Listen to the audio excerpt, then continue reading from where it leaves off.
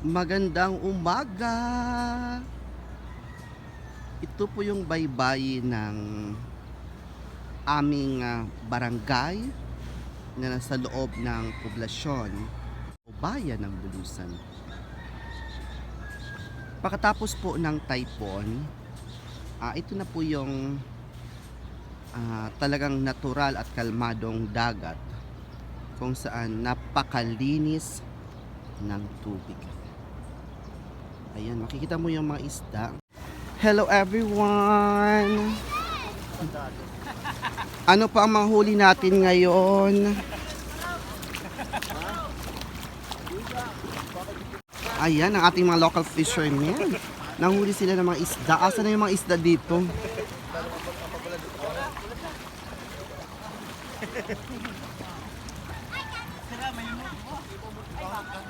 Ano po ang nahuli niyong isda? Marami po ba?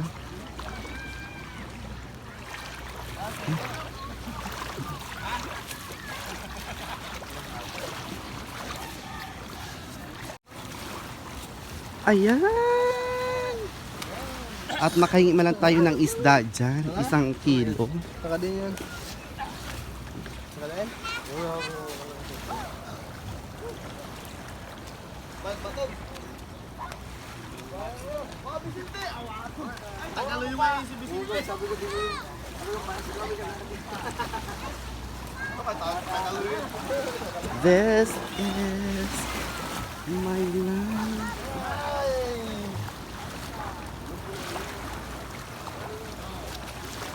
Ito yung normal na magawain ng ating mga local fishermen or mga ating mga lokal na mangingisda dito sa bayan ng Bulisan, particularly sa aming munti at napakagandang barangay Dapta, pinangunuhan ni Tito Bongel. Siyempre, meron siyang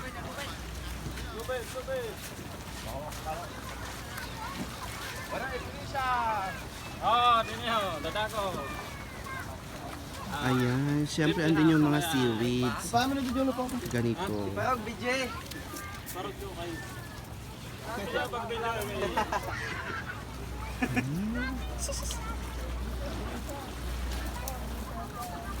Na, Bayaniham! Ayan, ganito yung mga gawain na ating mga lokal na mga isda dito sa bayan ng Bulisan. Isa-isa nilang inaalis yung mga seaweeds. Yan, kasama siya po sa pangingisda yung mga seaweeds. And syempre matatrap yung mga big fish. Meron siyang total dimension na allowed ng ating fisher code. Kasi kung maliliit, mahuli yung mga fingerlings, yung maliliit. Pinagbabawal ng ating batas. And heto nga,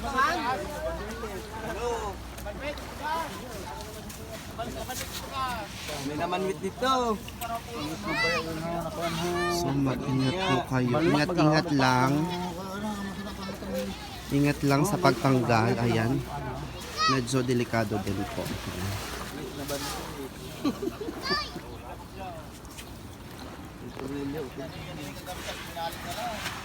Madanon din ako para may share din ako sa fish.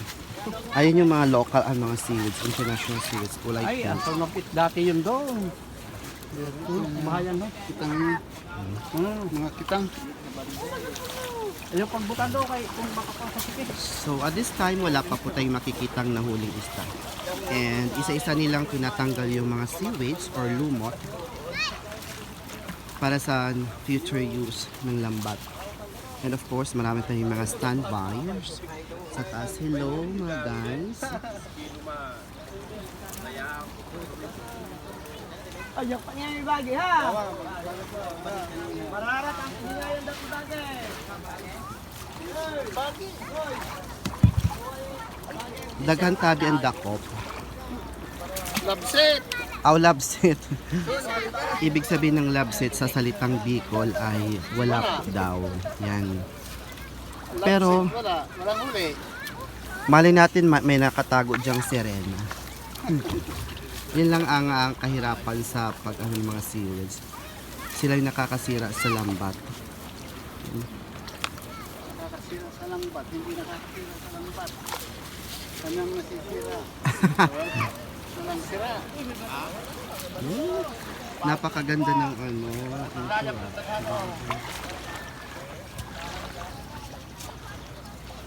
Ako na ito.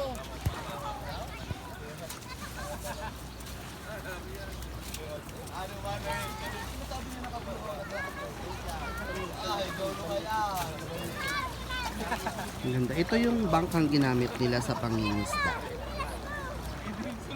And ang ganda.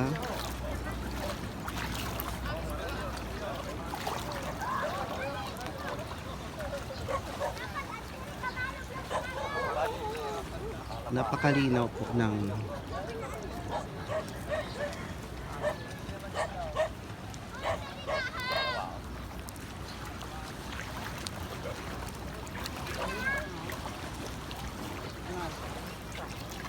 So,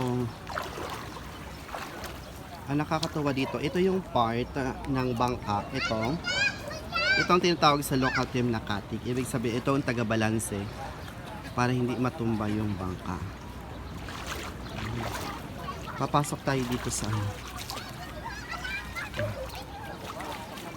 tutulong na rin ako sa pag-alis ng mga seaweeds. Baka maawa yung may-ari ng lambat, mabigyan tayo ng isda. Pati mga cellophane dinadala nila.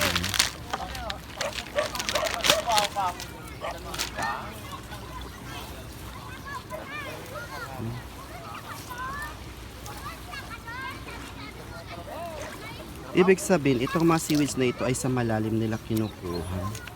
Kasi kulay pink.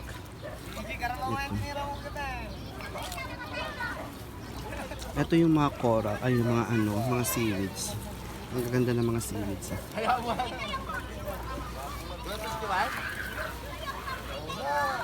Ito yung nilalaro namin ng aming kabataan. Ito.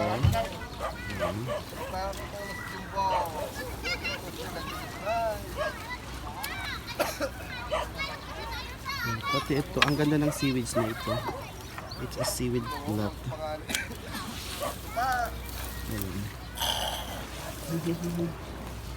Here we go.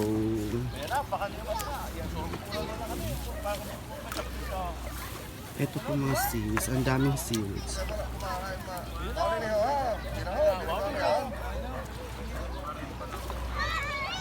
Ayun habang ayong mga bata nandito.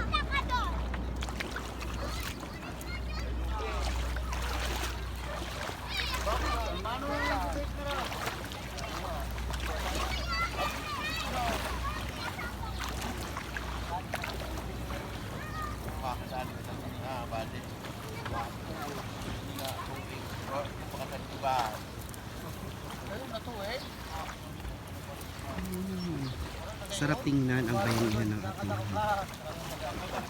Kalit-kalit na pagtao. Straight.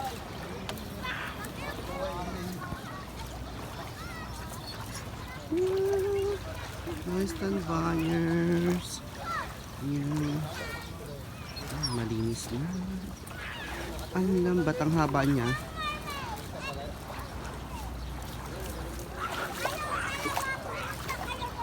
Mga ilang metro yung lambat na yun. Mga 50. Sana 200 meters daw ang haba. Grabe. Hindi kaya to ng isang tao lang. Kung kaya, ayan, nakikita niyo naman yung bayan niya ng aming mga barangay. Ito yung usual na gawain dito sa amin. The mga lokal na mangingisda. Ayan. I really appreciate them. Talagang saludo ko sa kanila for their resilient. Ayan. And masipag talaga sila. Kahit sa mga unos sa buhay. Sipag at syaga lang yan. Hindi araw-araw ay hinanalo o may huli. Sabi nga ni Cesar Montano, araya, araya, ayan. Sa Moro Ame, walang kakain hanggat walang nahuhuling isda. tao na ako. Kayo, mayroon ako sa inyo. Sino ito na? Yan? Lagot mo na sa panuray? May crabs na siya. Wow, ang ganda ng ano. Lupa na? Ay, yung Camilo daw. Camilo. Dire. Agama. Ram. Fish.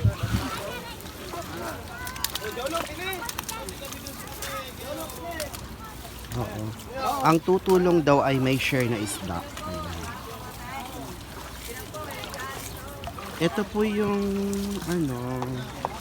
request ng ating mga local na fishermen na dagdagan ng kanilang kagamitan sa kanilang pangingisda.